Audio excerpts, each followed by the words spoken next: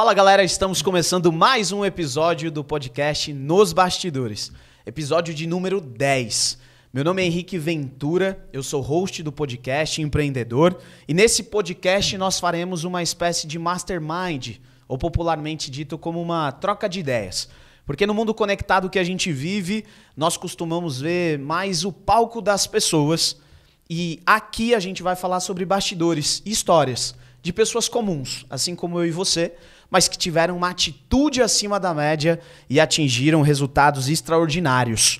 Mais do que a persona que ela mostra na internet, é o que essa pessoa é de fato. E o tema de hoje é principais habilidades do século XXI e o que fazer para se tornar um expert em qualquer área do seu negócio ou da sua profissão. Eu quero agradecer já aos nossos patrocinadores, a Fornexus Produtora, por permitir esse nosso episódio. E eu tô aqui com um convidado muito especial para a gente completar esse 10º episódio, que ele é pai de 2 filhos, formado em administração de empresas, ou quase formado, né? Faltou um pouquinho. Ex-tímido, e vocês vão entender por quê. Empreendedor de marketing de relacionamento e uma das grandes referências do país nessa área. É mentor e também meu irmão de sangue. Tô com ele aqui, Demétrio Ventura. Muito obrigado por ter aceitado o convite, por estar aqui com a gente. Literalmente, meu irmão, né? Literalmente, né? Obrigado pelo convite, parabéns pelo podcast, pela iniciativa. Nos conhecemos há 31 anos, Exato. Então hoje tá literalmente em casa o episódio. Obrigado, parabéns pelo sucesso. E vamos lá, vamos ver o que a gente pode trocar de ideia que pode agregar pro pessoal que tá assistindo. Eu tenho certeza, as perguntas que eu vou fazer aqui, gente, eu basicamente já sei as respostas, né? Mas vai ser bem legal aí para vocês. Já aproveita, se inscreve no nosso canal do YouTube, Nos Bastidores Podcast, e também segue lá a gente no Spotify para que esse conteúdo chegue para mais pessoas. Para a gente começar, vamos começar com uma citação aqui, com uma frase que faz muito sentido para você, que é: para quem só sabe usar martelo, todo problema é prego. Por que você fala isso? O que isso tem a ver com a sua história? Abraham Maslow, né, o cara que ficou famoso pela hierarquia, a pirâmide das necessidades humanas, né? E por que essa frase ela faz muito sentido para mim? Porque literalmente todo problema pode ser resolvido de acordo com o seu nível de habilidade. Então é aquela coisa, você não tem problemas difíceis, você só não aprendeu a lidar com eles. Então as pessoas, a maior parte das pessoas, elas muitas vezes empacam e têm certas dificuldades que elas não conseguem sair, não porque aquela situação não tem uma solução. Ela só ainda não se desenvolveu o suficiente. Então esse é o norte da minha vida, desenvolvimento pessoal. Então tudo que eu conquistei na minha vida, não só em termos de resultados, mas principalmente pessoalmente, veio baseado nessa frase, que a gente até fala o seguinte: toda vez que você vai para o nível de cima, o anterior se torna obsoleto. Então desde quando eu comecei a falar em público, desde quando eu comecei a empreender, desde as primeiras vezes que eu tive contato com negócios, aquele primeiro contato sempre era muito difícil.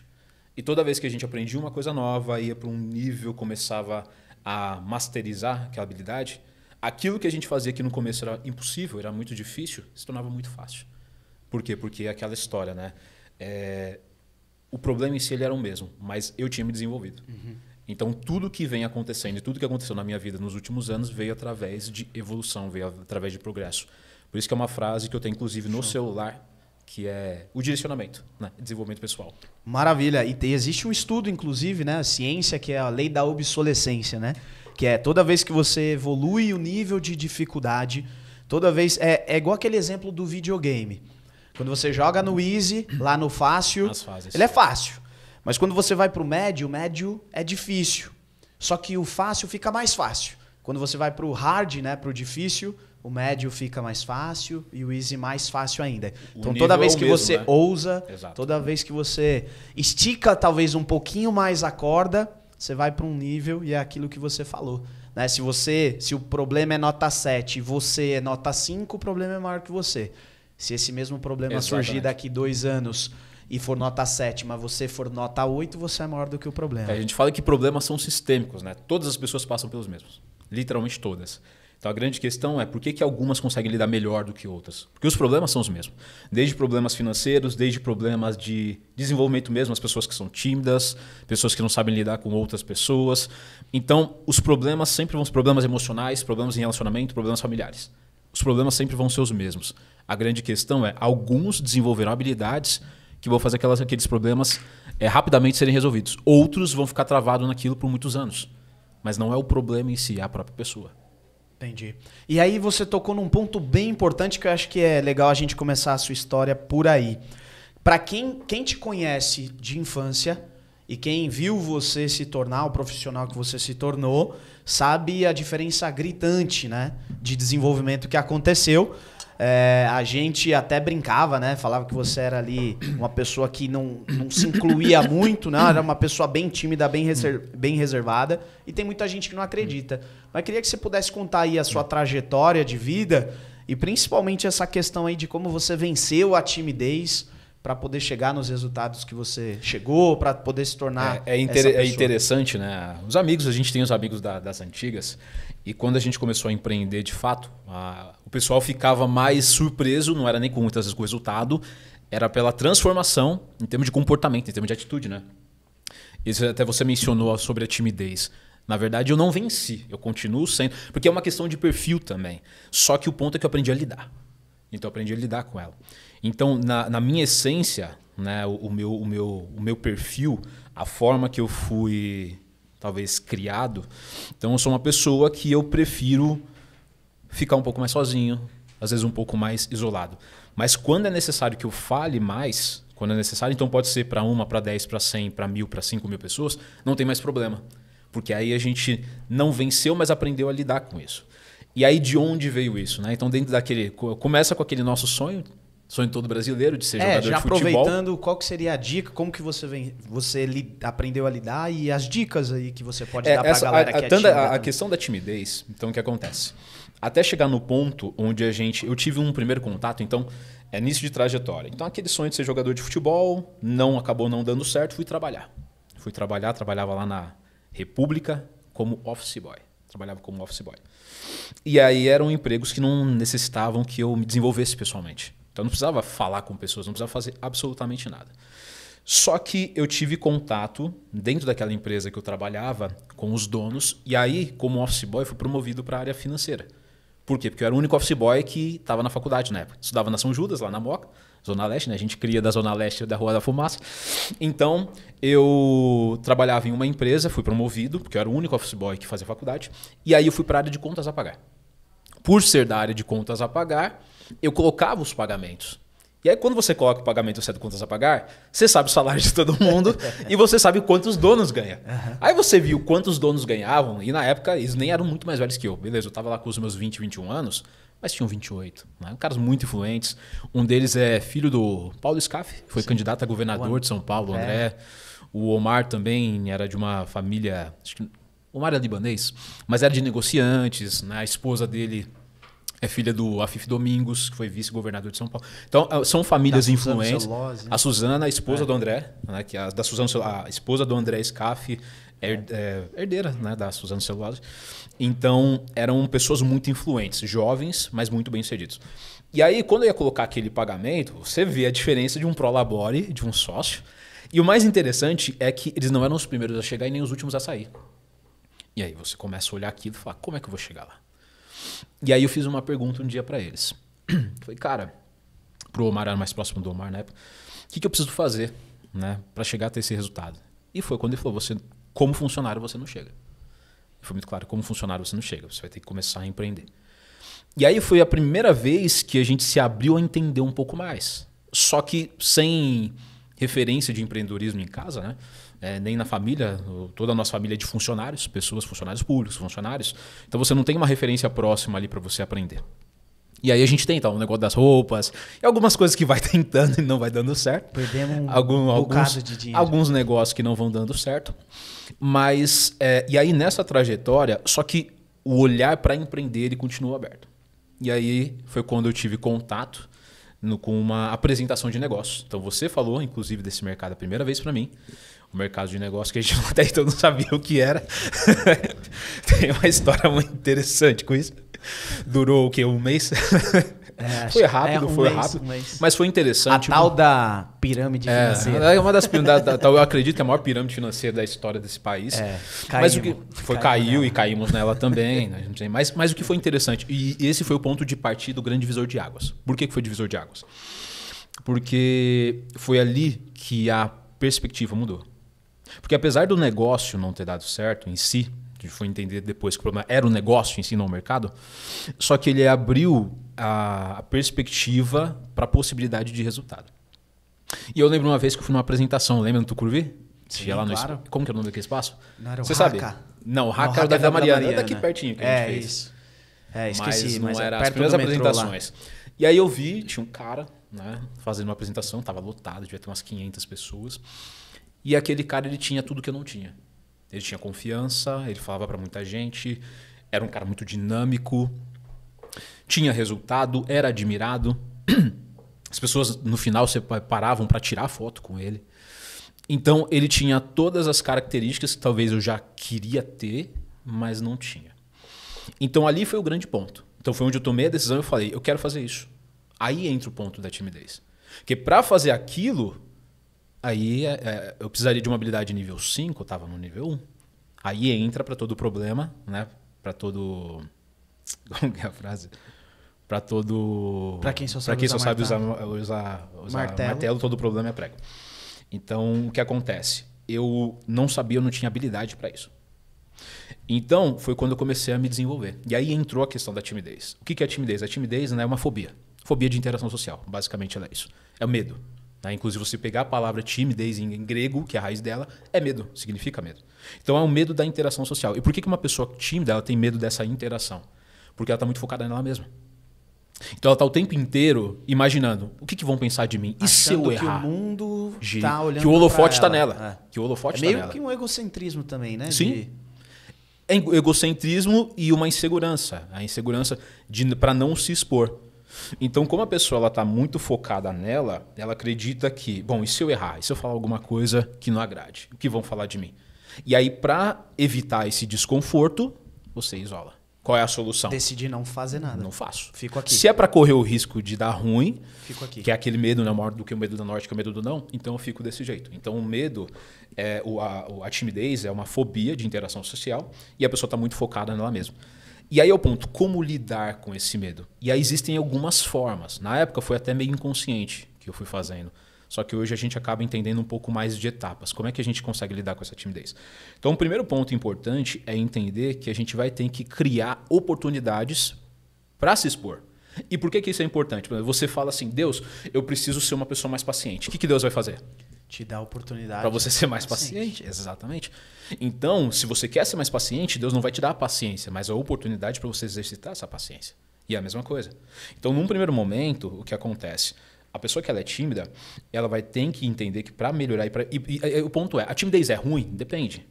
A partir do momento que ela começa a atrapalhar você a alcançar objetivos, alcançar sonhos, e hoje, nesse mundo voltado muito conectado, isso vai acabar acontecendo cedo ou tarde, você precisa lidar com isso. Então, quando ela começa a atrapalhar, e no meu caso atrapalhava, eu precisaria lidar com isso, porque ela me travaria em algum momento da minha vida. Então, o primeiro ponto é criar oportunidades para pequenas interações, mas são pequenas interações. E aí o que é? Se cadastrar, por exemplo, numa nova atividade física, que nem eu comecei a fazer CrossFit. E aí você começou a fazer CrossFit, e o CrossFit ele tem muito mais um senso de comunidade do que a própria musculação, de grupo e tal. Então, querendo ou não, você tem muito treinos que são feitos em dupla, em trio, então você acaba tendo contato com pessoas, mesmo que pequenas. Mas você começa a ter aquele tipo de contato. Então, esses pequenos contatos, numa igreja, você se cadastrar, você começar a participar de uma célula. Pequenas interações. O que não pode acontecer eu não consigo ter contato com 1, 2, 3 pessoas, eu querendo falar num palco na frente de 100 pessoas. Porque aquela experiência provavelmente vai ser traumática, a pessoa vai travar, vai ser uma experiência ruim e não quer fazer mais. Ela cria um bloqueio, ela cria uma crença negativa. Então, primeiro, eu me abrir para que eu tenha pequenas exposições, porque isso vai começando a virar um hábito. E aí entra a obsolescência que você falou. Né? Eu falei com uma, beleza. Então abordar às vezes uma pessoa, falar com uma pessoa nova, era muito difícil. Mas a partir do momento que eu falei com uma, se tornou um hábito, eu vou para Posso 2, falar 2. eu vou para 5. Então, depois que eu cheguei no nível de 5, falar com 2 ou 3 é muito tranquilo, porque eu estou acostumado com aquilo. E depois eu vou para o nível de 50. Então, naturalmente, você vai subindo, como você falou, nas fases do videogame. Você vai para o nível 1, para o nível 2. Então, uma dica é você vai ter que criar pequenas oportunidades de se expor. Uma outra muito importante é literalmente tirar o foco da pessoa e colocar dela mesma e colocar na outra pessoa. Porque se a gente pensar, por que as pessoas gostam da gente? As pessoas não gostam da gente pelo que a gente fala, é pela atenção que elas têm da gente. Você não faz as pessoas gostarem de você falando de você o tempo inteiro, falando, sabe, sem soa até egoísmo, é o próprio egocentrismo que você falou. Então, isso está no livro Como Fazer Amigos e Influenciar Pessoas. Né? Seja interessado, não interesseiro. Então, quando você tira o foco de você, porque qual é o problema na interação da pessoa? O tímido, ele está pensando o tempo inteiro. Enquanto eu estou conversando com você, o tímido, o que ele está pensando? Qual que vai ser a próxima resposta? Então, ele está tão preocupado em como ele vai falar para dar a resposta que ele não está presente no momento, ele não está interagindo. E isso vai criando uma pressão que está só na cabeça daquela pessoa. Agora, quando eu coloco o foco em você, o que acontece? Além de tirar essa pressão de mim, eu começo a me tornar uma pessoa interessada. Eu começo a me tornar uma pessoa muito mais agradável e eu começo a interagir com você. Porque no fundo, a grande verdade é que as pessoas não estão muito aí pra gente, não. A gente tem aquela impressão de que somos o holofote, somos o centro da atenção. É igual aquelas postagens de Instagram que o pessoal coloca assim, que toda inveja cai, sabe? Todo mundo acha que tem sempre alguém invejando. Não, as pessoas estão tão preocupadas com os problemas delas que ninguém está muito nem aí para todo mundo. Tem aquela frase lá que a maior parte dos problemas ou dos medos que você tem na sua cabeça, eles nem chegam a acontecer. Sim. São situações somente imaginárias, mas como o cérebro não sabe distinguir o que é real do irreal, você acaba sofrendo por antecipação, né? E nada mais do que o medo é antecipação da dor, né? É você já começar a sentir antes mesmo de acontecer. E muitas vezes, eu acho que você aí de casa já passou por essa situação, você criou um problema ou um medo gigantesco, quando aconteceu você falou, não foi nada daquilo, foi muito mais tranquilo, foi muito mais suave, né? A sua fisiologia reage, né? Então, o que você falou, quando acontece na sua cabeça, o seu cérebro não distingue o que é real do que é irreal. Então, aquele medo, ele começa a transparecer. Você fica vermelho, você fica tremendo, a sua boca seca. Então, e aí o que você falou exatamente, o Saulo falava isso, né? Saulo Coelho, um abraço pro Saulo. Saulo é incrível. Grande Saulo. E ele falava assim, o medo não existe. Porque se você olhar, se a gente prestar atenção, o que é o medo? Ele está no passado ou está no futuro. Ou ele é baseado em algo que aconteceu lá atrás e a gente tem medo que aconteça, ou baseado em algo e a gente pega muitos dos nossos medos através de uma outra pessoa. Então, por exemplo, a gente pega e ouve sempre que você tem que olhar para os dois lados para você atravessar a rua. Você provavelmente nunca foi atropelado, mas você já tem aquele receio e você olha para os lados porque talvez você ouviu a história de que alguém foi atropelado. Então, aconteceu não, então está no futuro ou baseado em algo que aconteceu lá atrás e você tem medo. Então, o medo na prática, ele não existe. Ele não existe, ele é algo que foi criado na sua cabeça. E aí isso é uma habilidade. Lidar com esse medo, ele é literalmente uma habilidade, porque sempre vai vir. Principalmente quando são coisas que a gente não domina. Então era expor, né, pequenas oportunidades de lidar com essa timidez, focar na outra pessoa. Uma outra coisa muito importante é evitar comparação. E aí entra um grande ponto. Muitas vezes a pessoa que ela é tímida, e isso vale para várias áreas, você vai se comparar muitas vezes com uma pessoa que é comunicadora. Você compara justamente o palco com os bastidores. Então você vê aquela pessoa muito extrovertida, aquela pessoa com uma comunicação incrível, e aí você não tem aquela habilidade. E o problema é comparar com aquela habilidade. E você fala, tá tão longe que a pessoa se fecha e ela se trava. Então evitar comparações, que talvez seria a terceira dica, é muito importante. Então eu tive grandes referências quando houve a necessidade de começar a falar em público. Então o que acontece? Eu pegava no YouTube mesmo vídeos de palestrantes, de caras que estavam...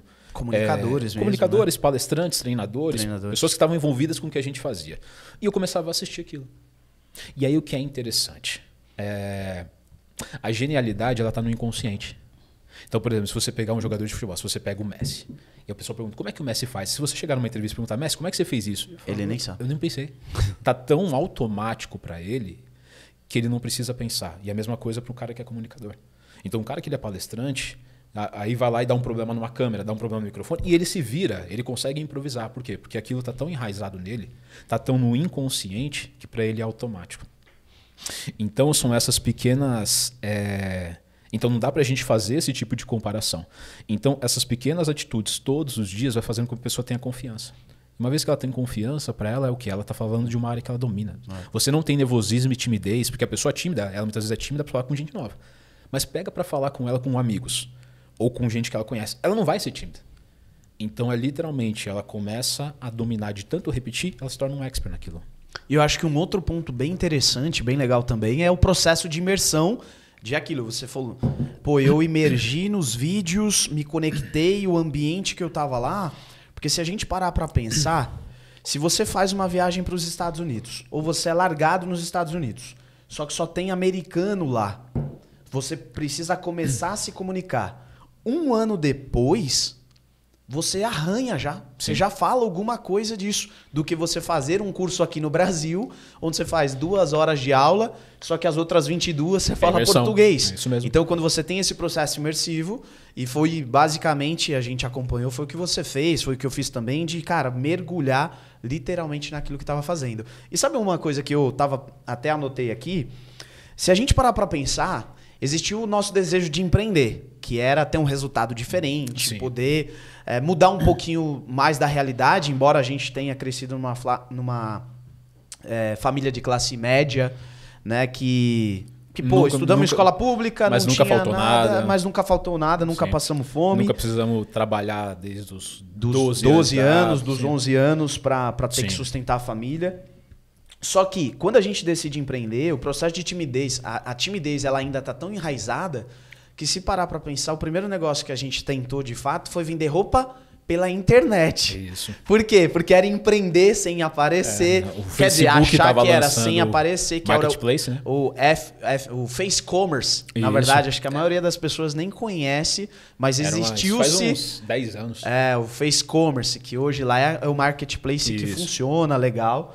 E a gente tentou empreender pela internet para não aparecer por causa dessa questão da timidez. Isso, exatamente. E aí, nesse processo de empreender, quando você toma a decisão de empreender, de emergir, de vencer ou de lidar com essa timidez, quais foram as maiores dificuldades, assim, se você fizesse um resumão desses últimos, sei lá, 11, 12 anos, né, que a gente começou a buscar empreender, qual que seria...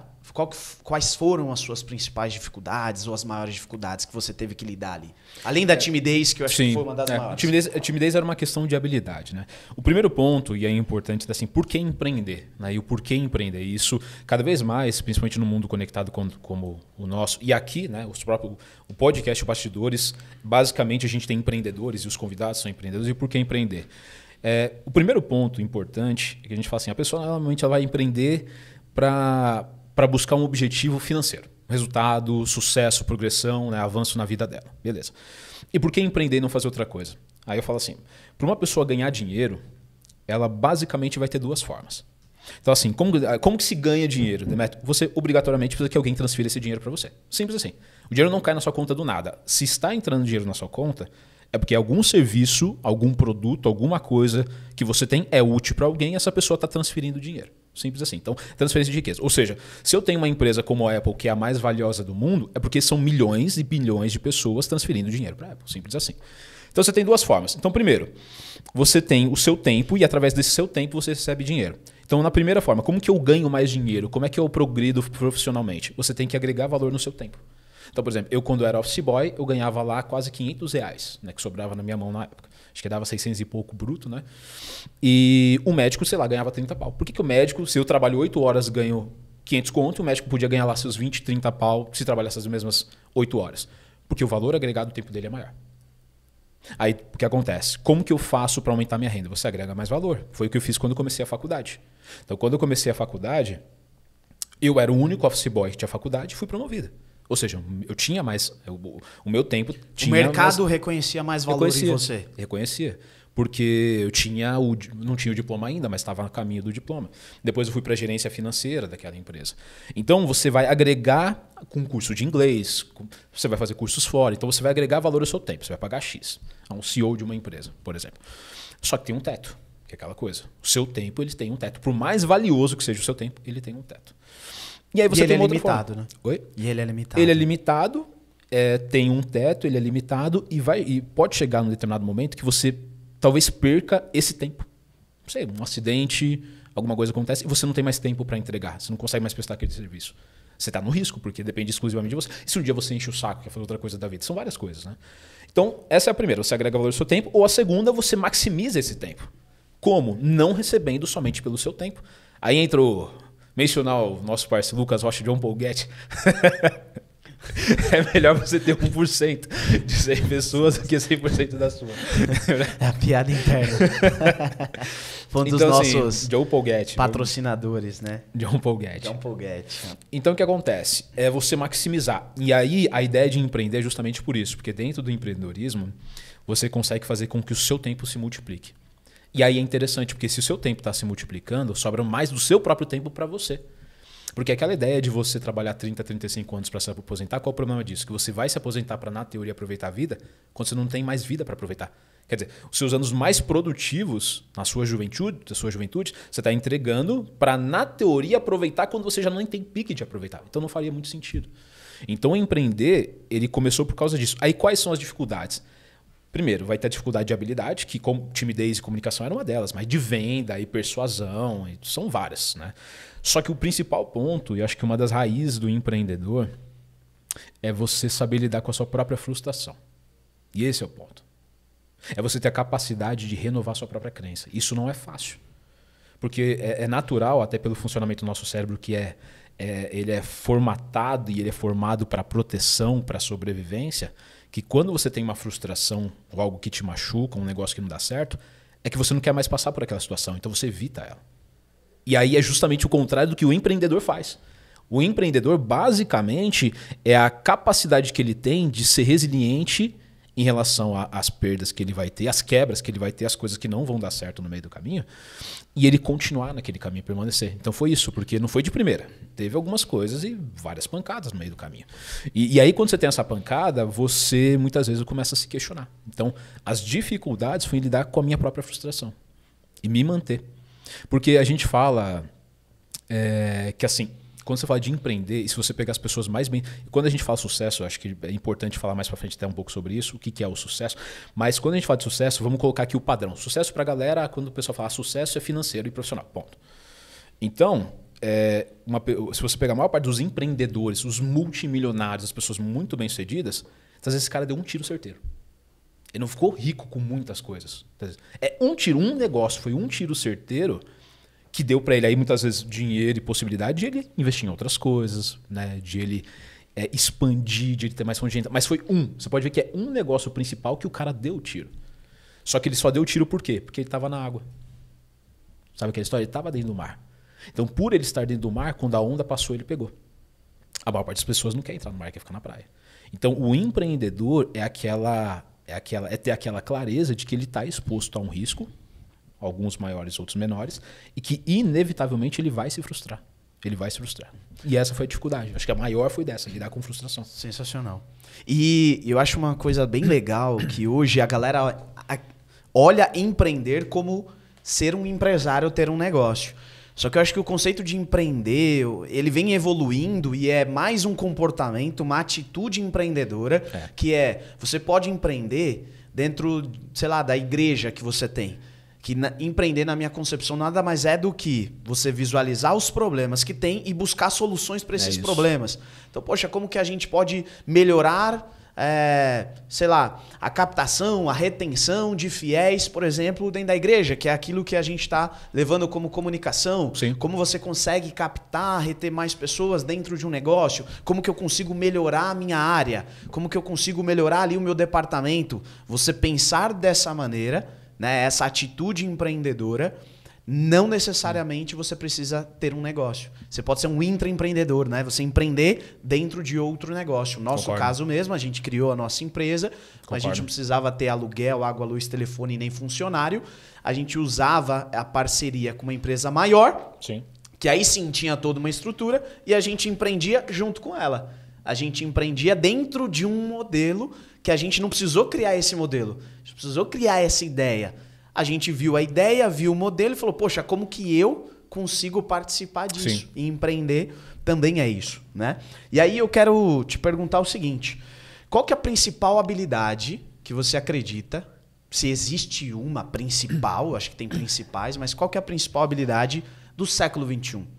Que você acredita, assim, desse mundo mais moderno, globalizado, seguindo digital? nessa linha de empreendedor. E aí é interessante que você falou sobre empreender. Principalmente com a internet, as pessoas buscam cada vez mais uma coisa. Além do dinheiro, a realização pessoal. Isso é importante. E é por isso que você vai ter muito empreendedor que vem crescendo com a internet, que o cara até se autodenomina um nômade. Que eu não quero ter estrutura, eu quero ter a liberdade.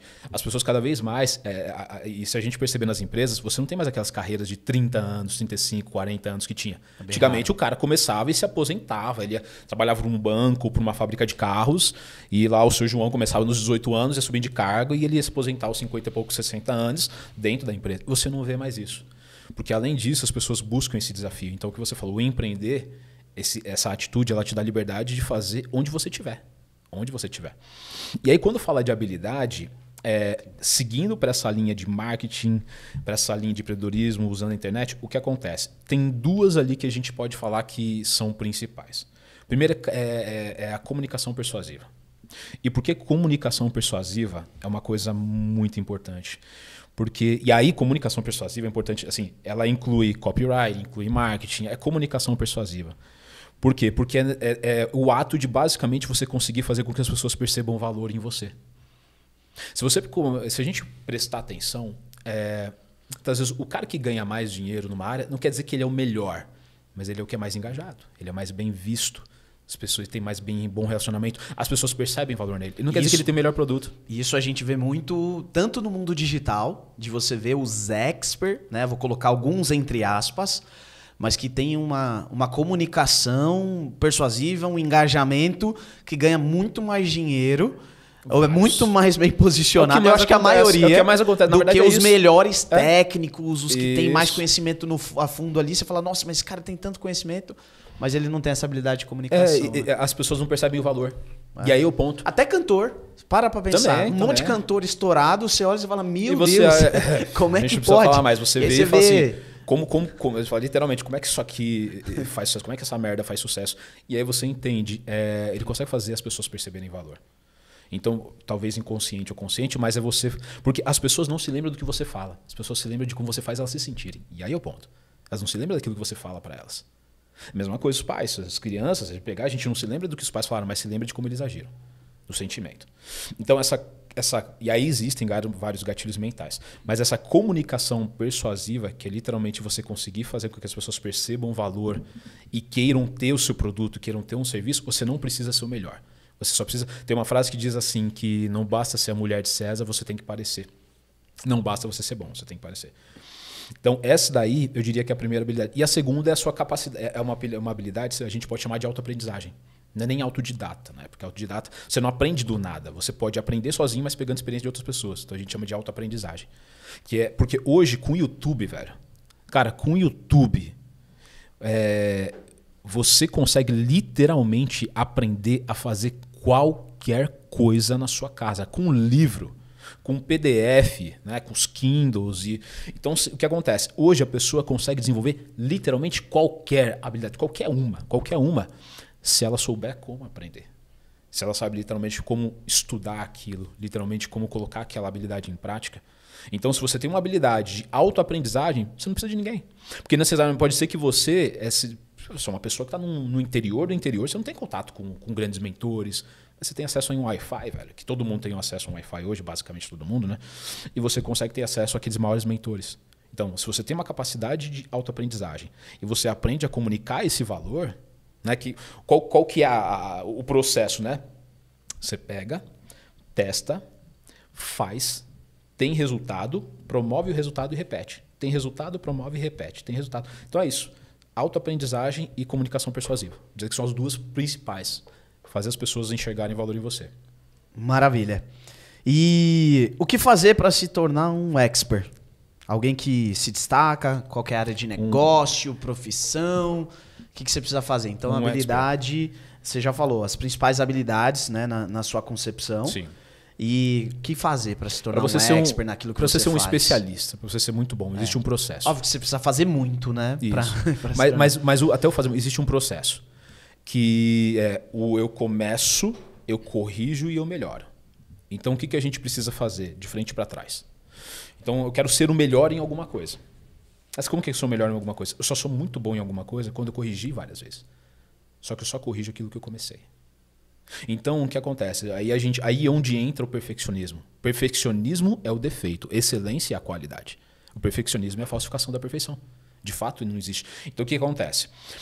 O que as pessoas precisam entender é tudo que for feito na primeira vez vai ser muito ruim. E é já saber que vai ser muito ruim. É já entender que vai ser muito ruim. Por quê? Porque a ideia é que seja ruim mesmo. Porque uma vez que é ruim, uma vez que dá errado, você corrige. E aí é o ponto, corrigir é um aprimoramento. Quando você corrigiu algo muitas vezes, significa que você é o melhor naquilo. Então, a gente fala assim que a moeda mais cara do mundo é o tempo, porque você não pode comprar. Você pode pegar o Elon Musk, sabe? Eu acho que já foi até ultrapassado. Eu acho que é o cara da... Não sei se é da Prada... Quem que é o cara que é o mais rico do mundo? Eles são várias marcas, é um francês, se não me engano. Ele tem várias marcas, né, várias grifes. Da Louis Vuitton. Isso, Louis Vuitton, é dono de várias grifes, né? Então, você pode pegar ele e falar assim, eu quero comprar a habilidade do Messi. Ele não consegue. Nem com 100 bilhões de dólares. Por que ele não consegue? Porque essa habilidade o Messi desenvolveu durante 30 anos da vida dele. Então, tem certas coisas que não podem ser compradas. Então, o que acontece? Se eu sei que eu quero ser muito bom em uma coisa, quanto antes eu antecipar. E o problema, muitas vezes, das pessoas é que elas demoram demais para fazer o primeiro passo, que é o começar. E aí entra como que ela... Aí qual que é a justificativa? Qual que é a desculpa para não começar? Eu não estou pronto. Nunca estará. Então, como que eu faço para literalmente ser um expert, um especialista? Eu entendo o processo. Primeiro, eu começo, depois eu corrijo e, por último, me torno um expert. Então, se você não gosta, eu falo assim, não gostar de sofrer por antecedência, sofrer por muito tempo, então você antecipa esse primeiro passo. Então, assim, basicamente, parece ser muito simples, mas não existe um atalho. Quando eu corrijo muito uma coisa, eu me torno melhor nela. Bernard Arnault. Mas Isso, aí eles estão ali. Tá depende toda hora mudando, depende da. Quando a bolsa de valores sobe. Da merda que um fala, que o outro fala. O Elon Musk. O Musk daqui a pouco fala que vai vender o Twitter, aí cai de novo. Tá sempre nessa. E aí eu acho que, acrescentando até nisso aqui que você falou, é não pensar muito. Eu olho pra trás. Toda vez que a gente pensava muito pra fazer alguma coisa ou planejava demais, não que eu tô fazendo apologia aqui a não planejar, mas toda vez que você planeja demais, pensa demais, você cai naquela síndrome, né, do perfeccionista, que você quer sempre que esteja perfeito. E eu acho que fez. Até pra você diagnosticar, você vai ter um mix de sensações. De tipo, ufa, consegui. Mas você vai lembrar de algumas coisas e vai falar, poxa, eu não consegui fazer isso, não consegui fazer aquilo. Perdeu o BV. É mais ou menos isso. Perdeu o BV. Vai ser bom e vai ser ruim, vai ser um mix de sensações. Eu lembro assim das primeiras vezes, cara, nossa, foi incrível, pô, não foi tão difícil quanto eu imaginava, mas eu olhava e falava, nossa, velho, mas esqueci de falar isso, esqueci de fazer aquilo, ou nossa, eu acho que isso aqui eu errei. Aquela frase, se você não tem vergonha do seu começo, você demorou demais. Exato. Se você não tem vergonha. Se você não tem vergonha do seu começo, você demorou demais. Verdade. A gente pega, esses dias eu estava fazendo um backup de algumas coisas. Aí eu vi os vídeos, uma primeira apresentação que eu fiz naquele espaço Tucuruvi. Sim. Cara, que coisa horrível, velho. Era muito ruim. Não, eu vi esse. Você pega assim, era muito ruim. Eu vi aquele vídeo nosso lá do... O Rafael Vieira veio aqui, ele até falou sobre isso. Do vídeo do Veloster. Sim. Na frente de um restaurante lá. Eu olhei, cara, juro que eu baixei a cabeça, olhei pra você e falei, meu Deus do céu, olha isso que a gente tava falando. Eu tava com vergonha do que eu tava falando e da forma como eu tava falando, ele tinha né? Meio conotando. Ele tinha esse vídeo? Ele tinha. Não, ele fala que falou, ele veio aqui, inclusive, até se emocionou. Ele falou que a gente foi uma das referências dele quando ele começou. Um grande abraço pro Rafa. E ele falou, pô, nunca tinha falado isso pra vocês, mas vocês eram os caras que eu me espelhava e tal. E eu lembro disso. Eu lembro que quando, uma das primeiras vezes que eu me coloquei pra me apresentar pra alguém, assim, mais em público. Tudo bem que eu já tinha feito apresentações na igreja, eu participei de teatro, né? De curso de teatro, já fiz até o papel de Jesus Cristo, Já. né? Tem as fotos, Na Paixão de Cristo, tem já as fui, fotos, né? Tem. Mas era completamente diferente, porque ali você realmente estava encarando um personagem. Mas quando é você não existe personagem, né? É você meio que diz... Você tá despido, que fala? Sei lá, você tá meio que ali sem a armadura. E eu lembro que foi aquela vez, inclusive... Ó que louco, né? O Rafael Ferreira teve aqui semana passada também. Foi lá na clínica do Rafa, que a gente ia fazer uma apresentação, tinham 9 pessoas. Foi ali na... Não era ali perto da... Não era na Moca? Era, perto do Belém. Belém. Álvaro Ramos. Sim, lembro. E aí, eu lembro que você chegou para fazer a apresentação e eu tava sentado e você falou, gente, eu ia fazer a apresentação, mas tem uma pessoa aqui mais preparada e não me avisou nada, não falou nada e falou, vem. É a técnica milenar do joga na fogueira. Do joga na fogueira. Do taca, né? Do taca no fogo. E aí, eu lembro que eu levantei, subiu o sangue, eu falei, meu Deus, eu não vou levantar, não sei se eu vou falar, mas fui. Não foi tão ruim assim e aquilo foi primordial, né? De dar um passo, nem que seja empurrado, né? Sim. Eu acho que hoje é um papel... E hoje é um dos maiores palestrantes que tem. Pô, que isso. Tem muita disparado. coisa para aprender, mas hoje a gente... Mas começa daquele ponto. Foi Exato. o jogar na fogueira. Na fogueira. Literalmente. E como que funciona assim para a pessoa que quer começar? Tudo bem que você já deu alguns insights, mas quero começar a empreender do zero, nunca empreendi, não tenho grana, mas gostaria de, sei lá, atingir níveis maiores financeiros, enriquecer, prosperar. Qual que é basicamente ali o caminho? Eu sei que hoje tem vários caminhos, não digo nem por negócio, né? Sim, você começa por esse modelo de negócio. Sim. Mas assim, eu digo mais em relação à atitude e comportamento para ela poder trilhar esse caminho. Quando a gente fala de início, é importante, e aí entra também um pilar interessante que é sobre motivação, né? As pessoas até começam, mas sabe aquela história as pessoas têm iniciativa, mas tem pouca acabativa. Qual que é a grande questão? Dentro da motivação, a gente fala como é que a pessoa se mantém dentro... Porque ela vai enxergar, não, eu quero uma melhoria de vida, beleza. Só que ela não sabe o que ela quer fazer, porque ela não tem parâmetro de comparação. Nunca empreendeu, nunca fez nenhum negócio, fala, o que eu quero da vida? Né? O que eu quero fazer? Então, além de o iniciar rapidamente, as pessoas elas se mantêm energizadas e elas se mantêm dentro de um caminho quando ela tem progresso. Isso. E aí são os pontos. Pequenos progressos, pequenos avanços. Então, eu quero começar a empreender. Então, primeiro, menor risco possível. Menor risco possível. Então, o que eu tenho? E hoje, graças à internet, você tem várias formas de literalmente começar do zero. E com nada. Quando é nada, é literalmente nada. Lógico, se você tem alguma coisa, você consegue comprar um conhecimento mais direcionado, uma mentoria, alguma coisa assim, você consegue ser mais direto, você consegue talvez avançar algumas etapas, mas não é desculpa. Você não tem desculpa para não ser o mais esforçado da sala de aula. E ele vence o talentoso. Então, é literalmente focar nos... Qual é o primeiro... A gente falava as pequenas células. Qual a menor célula que você consegue hoje? Então quero empreender. O que eu tenho? Então, primeiro, os meus recursos. Não tenho dinheiro. Não tenho habilidade. Não tenho nada. Eu quero começar. Então, beleza. Como eu consigo começar, então, sem dinheiro? E dentro dessa habilidade que eu não tenho, como que eu aprendo ela com zero custo? E aí você vai buscar as referências. E aí entra um ponto. Quando você busca a referência, você entra no ambiente. E o ambiente faz o empreendedor. As pessoas falam assim, Demetrio, como que é a melhor forma mais rápida de mudar a minha vida? Muda o ambiente. Simples assim. Porque se você está no ambiente, é aquela coisa, não tem como você não aumentar o seu parâmetro, porque a sua comparação ela se eleva. Então você começa a ver caras... Então, por exemplo, uma das crenças que mudou, que eu tive que mudar quando a gente começou a empreender, era a crença de merecimento. Porque você tinha um parâmetro, você tinha ali um ponto de comparação. Então é muito difícil, aquela coisa, você não consegue realizar no seu bolso que não acontece na sua mente. Então não acontecia, a gente não conseguia enxergar. Só que quando passou a fazer parte de um outro ciclo, você via pessoas tão mais bem-sucedidas que aquilo começou a se tornar normal. E quando se torna normal, sua mente passa a aceitar aquilo. E se sua mente passa a aceitar aquilo, ela acha uma forma de conquistar. Então, a primeira coisa, então você vai ver os seus recursos. Qual é o meu recurso? Não tem dinheiro, não tem habilidade. Beleza, então vou começar sem dinheiro. Onde eu posso aprender isso aqui? Ali? Como que eu faço para ficar mais dentro desse meio? Se você não consegue fisicamente, você consegue hoje através de livros. Quais são as páginas que você segue? Qual é o tipo de conteúdo no Instagram que você segue?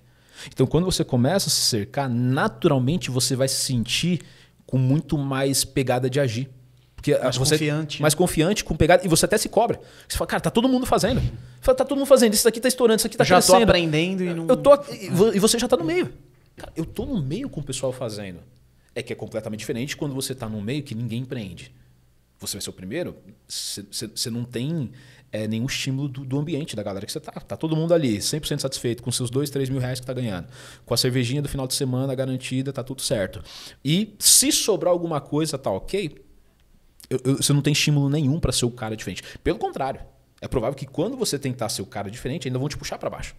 Porque as pessoas, ou elas melhoram para continuar no seu nível, ou elas te puxam para você ficar no nível delas. Exatamente. Então seria esse o ponto. Você vai olhar quais são os recursos. Se você quer começar do zero, qual é o ambiente e quais são as pessoas que você tem que se rodear para que você se sinta inclinado a começar. E aí entra no anterior. Começa. Eu vou fazer um pequeno lançamento, vou começar com um afiliado, vou começar revendendo produtos, que foi o que a gente fez. Então você tem o mercado de multi e o mercado de venda direta, que você vai começar e qual que é a ideia simples? Basicamente, toda a estrutura que é necessária para que você comece, ela está prontinha. Você começa ali, literalmente do zero, pegando uma estrutura que está pronta. Você não tem risco nenhum. Então você tá. É a introdução para o seu caminho para empreender. Então é as pequenas células mesmo. Maravilha. E quais as características das pessoas que mais se destacam? Acho que tá um pouco ligado ali à comunicação persuasiva, ao que você falou, mas o que faz uma pessoa se destacar mais do que a outra? Quais habilidades diferenciam essas pessoas que chegam do que as que não chegam? Pra gente ir para essa reta final. Eu acho que característica, acho que quando a gente pega essa parte de característica, o que é interessante? A comunicação, a aprendizagem é uma habilidade. Você fala característica. Vamos falar assim, de novo, sucesso financeiro, profissional, beleza. Característica, cara, você não vai ver uma pessoa que é muito bem-sucedida que não é ambiciosa. E aí, ponto. Primeiro, ambição.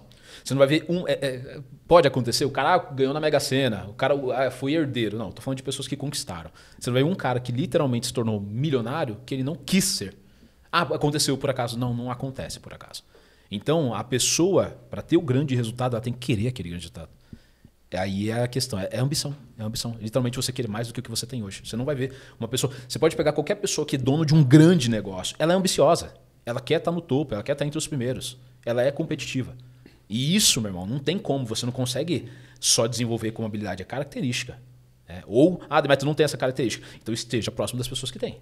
Você começa a ser mais sangue no olho. Beleza. Então o primeiro ponto é ambição. Um outro ponto que eu colocaria é a capacidade de você postergar desejos. Porque a construção desse sucesso, a gente fala muito de equilíbrio, mas as pessoas mais bem-sucedidas que eu conheço, elas cresceram sem equilíbrio. Pode promover equilíbrio depois. Mas o cara que ele está construindo, por quê? Porque quando você faz uma escolha, automaticamente cada escolha é uma renúncia. Você está abrindo mão de outras escolhas. E esse é o ponto. Se eu abrir mão de outras escolhas, eu preciso colocar energia naquilo. Então, você vai ter que ter a capacidade de postergar desejos e, durante um tempo, abrir mão de coisas que você gosta e que são importantes para você até que você chegue lá. Ambição, capacidade de postergar desejo. E aí entra uma terceira característica. Você não vai ver uma pessoa muito bem-sucedida se ela não tiver a capacidade de se manter no caminho. De se manter lá. Se manter. Então, vai oscilar. Esse negócio pode dar muito certo rápido, pode não dar certo, mas ela é, sobretudo, consistente. Ela se mantém. Dentro daquele meio, se mantém. Aí entra aquele ponto de lidar com a frustração. Ela sabe lidar com as frustrações, com as dificuldades, com as perdas, com as quebras. É difícil, é doloroso, respira, chora as pitangas, mas ela volta para o caminho, se mantém. Então, seriam essas três. Ambição, seria essa capacidade que a pessoa tem de se manter no caminho e de postergar desejos. Acho que são as três principais. Maravilha. E, cara, estamos acabando. Já passaram-se quase 50 minutos aqui do tempo.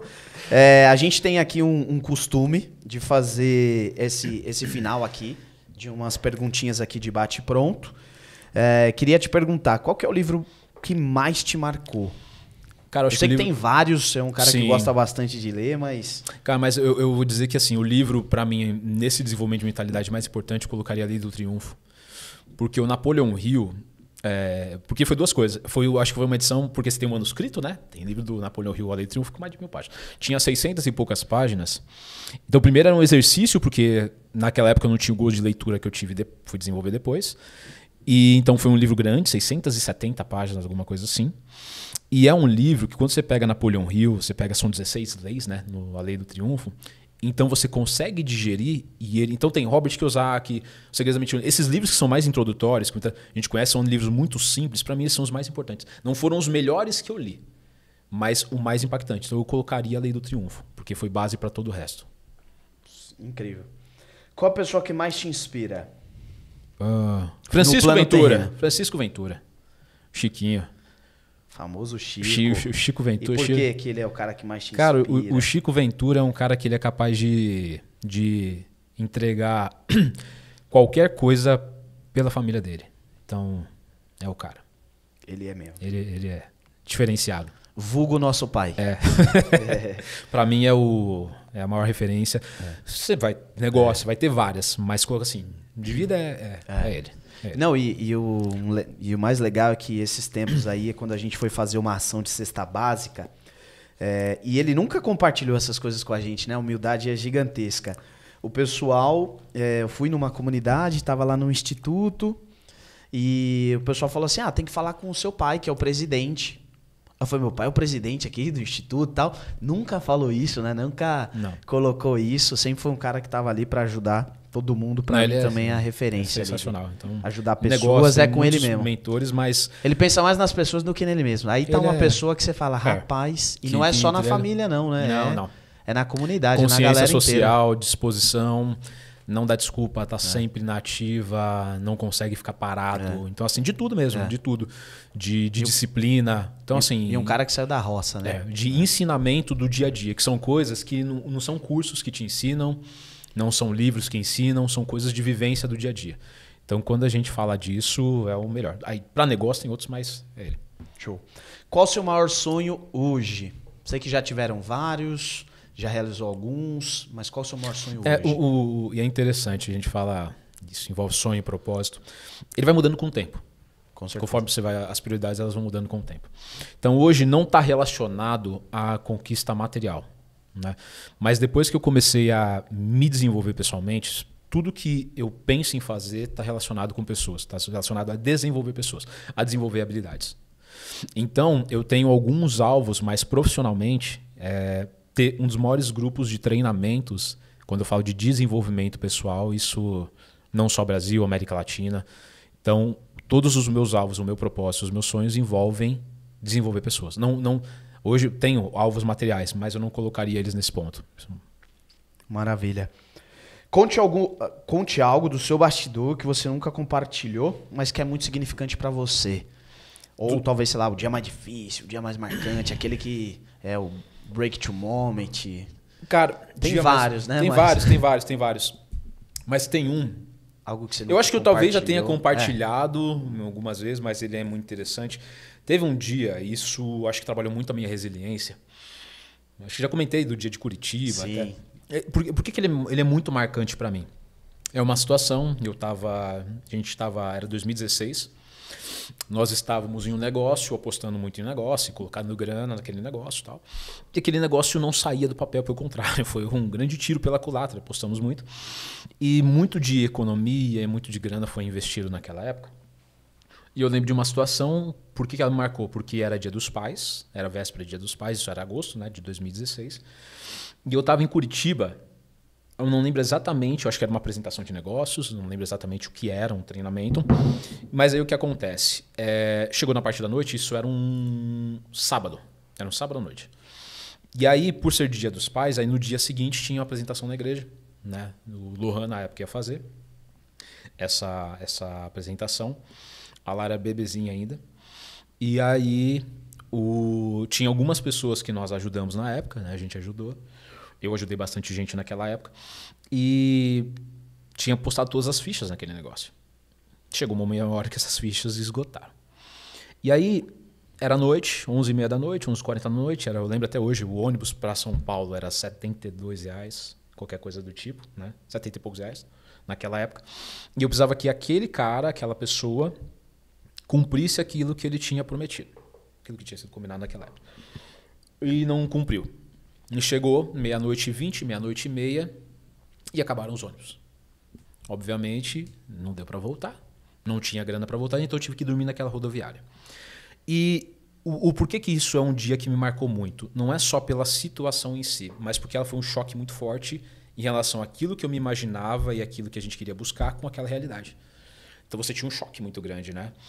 E também por no dia seguinte ia ter essa apresentação do Lohan, e eu automaticamente perdi ela, porque não consegui voltar para São Paulo. E aí eu tinha que passar a noite na rodoviária, porque também não tinha dinheiro, obviamente, para hotel. Então eu fiquei lá, num momento muito difícil, né? E aí naquele momento, eu me considero um cara forte mentalmente, muitas vezes, né? Me considero um cara forte. Mas naquele momento foi um momento que eu acho que eu acabei desabando. Desabei mesmo. E aí, quando eu tava naquele momento e repensando, você vai estar repensando a sua vida inteira. E aí chegou um cara que era morador de rua. Eu tenho a foto com esse cara. E eu guardei essa foto até esse dia porque foi um dia que foi um grande divisor de águas. E esse cara chegou, esse morador de rua, e ele olhou pra mim, eu olhei pra ele, né? Olhou pra mim. E aí ele falou assim, cara, eu ia te pedir ajuda, mas acho que você tá precisando mais. O morador de rua falando. Eu falei, posso me sentar aqui com você? Eu falei, pode. Um cara bem lúcido até. E aí começou a conversar. E ele contou um pouco da história dele, ele era de Campinas, ele era viciado, né? Tinha problema com drogas, e aí tinha uma família em Campinas, e aí, como já prejudicava muito a família dele, ele saiu, aí acabou ficando em Curitiba, e ficava no centro da cidade, dependia de ajuda, né? Dependia de caridade. E ele falou, cara, ele me falou uma coisa, né? E eu sei que Deus colocou as palavras na boca daquele cara, pela forma que aconteceu, tem certos sinais que a gente entende, né? E ele falou assim, cara, olha só, por mais difícil que possa estar na sua vida, eu tenho certeza que não é pior que o meu. Porque você é um cara, tá bem vestido, tava de blazer, né? Você é um cara bem vestido, você parece falar bem, você é um cara boa pinta. Eu tenho certeza que você tem alguém te esperando quando você voltar, você deve ter família. Então você pode recomeçar. Ele falou, eu não. Eu sou viciado, eu tenho os meus problemas com drogas. Mostrou até tinha um celularzinho naqueles época que você tinha que digitar 3 teclas para sair uma letra. Falou que às vezes eu falo, mas eu não tenho coragem de voltar para casa. Eu envergonho a minha família. Então eu não vejo saída para mim. E aí interessante, porque foi um choque. Por pior que estivesse, aí foi uma das crenças que eu precisei desenvolver. Eu tinha controle. Eu podia mudar. A gente tinha controle daquela situação. Apesar de estar difícil, eu tinha para onde voltar, eu tinha uma família, eu tinha pessoas que estavam me esperando e eu poderia reconstruir. Então isso foi uma virada de chave muito grande, tanto que 2 anos depois foi o reconhecimento de Imperial Diamante, né, no nosso negócio. Então esse foi um momento que, apesar de não ser um momento que eu nunca compartilhei com ninguém, mas é um momento muito marcante porque ele virou uma chave. De lá para cá, você passa a reclamar menos, né? Bem menos das coisas. Muito obrigado, acho que a galera não conhecia, eu já conhecia. Se o seu eu do presente encontrasse o seu eu do passado, qual conselho você daria pra gente finalizar?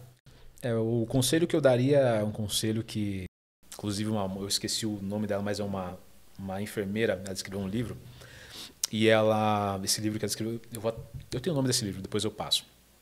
E o que ela fazia? Ela cuidava de pacientes em estágio terminal. E ela fazia uma pergunta para esses pacientes, né? Se você pudesse voltar no tempo e fazer alguma coisa diferente, o que você faria? E aí, a maior parte das respostas eu teria arriscado mais. Né? Então, o que acontece? Você, no fim, você não acaba se arrependendo de trabalhos que você deixou de fazer, mas de experiências e de coisas que você talvez não teve coragem de começar. Você sentia que era o certo, às vezes, a fazer. Pode ser que não desse certo, mas você não fica mais com aquela dúvida. Então, de fato, começar, de fato, viver um pouco mais. Né? E não sempre aquela casca, né? Viver com aquela casca, aquela segurança. Não. Tentar viver, e não falo só de negócios, mas de experiências pessoais também. Então, arriscar mais. Porque no fundo, no final, é o que a gente não vai se lembrar tanto de negócios, né? De experiências. Né? Maravilha. Obrigado.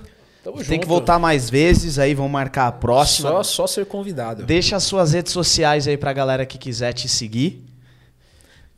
@o Demetrio Ventura, o canal do YouTube Demetrio Ventura também. O Demetrio Ventura, não tem tantos assim. Instagram, o Demetrio Ventura. E o meu, Ventura Henrique, né, o do podcast Nos Bastidores. Se inscreve aí no canal e um dia você será reconhecido em público por anos ou por tudo que você fez nos bastidores. Boa. Até a próxima.